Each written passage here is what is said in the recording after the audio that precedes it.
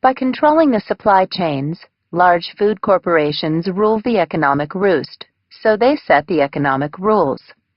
As the dominant buyers, they put pressure on farmers and other producers in the vertically integrated supply chain, compelling them to produce greater quantities of cheap food the corporations want grown. By specializing and controlling the entire process, including the necessary raw materials, such as seeds or young animals, these corporations minimize both risk and expense while establishing uniformity among their products. The individual farmers have to provide the land, facilities, time, and labor needed to produce foodstuffs, while the raw materials remain the same.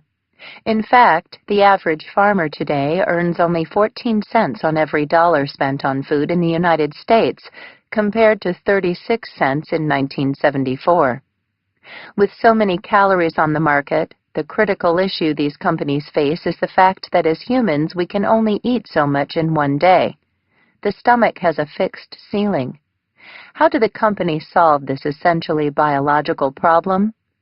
Make portion sizes larger, offer irresistibly cheap deals, tempt you with candy impulse buys at the checkout counter, and create foods that leave the consumer with enough room and the desire for more. The list of techniques is long, frightening, and subtle. At the same time, access to healthier foods such as fresh fruit and vegetables is limited by price manipulations generated by government subsidization of foods like corn, soy, and wheat. For the millions of Americans on food stamps, for example, the few dollars a day they have to spend makes it almost impossible for them to choose to eat healthfully. Since the government supports the production of unhealthy processed foods, they are cheaper and more readily available.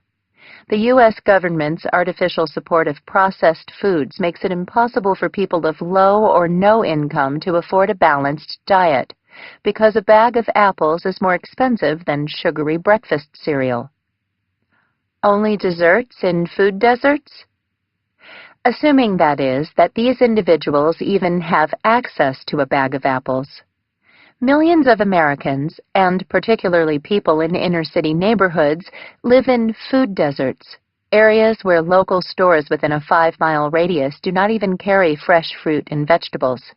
In fact, one recent study has shown that grocery stores are 4 times more likely to be built in predominantly Caucasian neighborhoods than African American communities, while African Americans are 30% more likely to die from diet-related heart disease.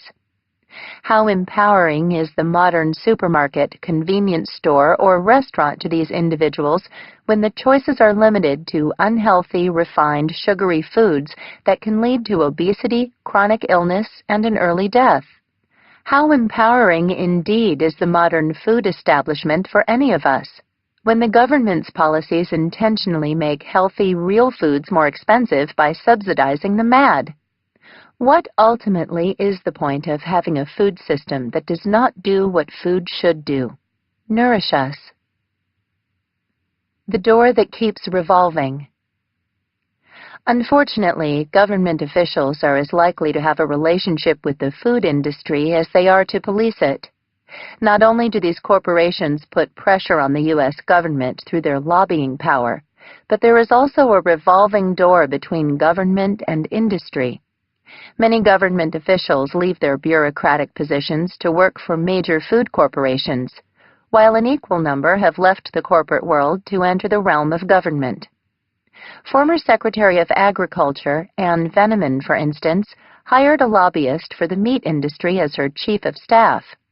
On the other hand, Veneman's predecessor left his position as Secretary of Agriculture to work for the food industry, which often has far better pay.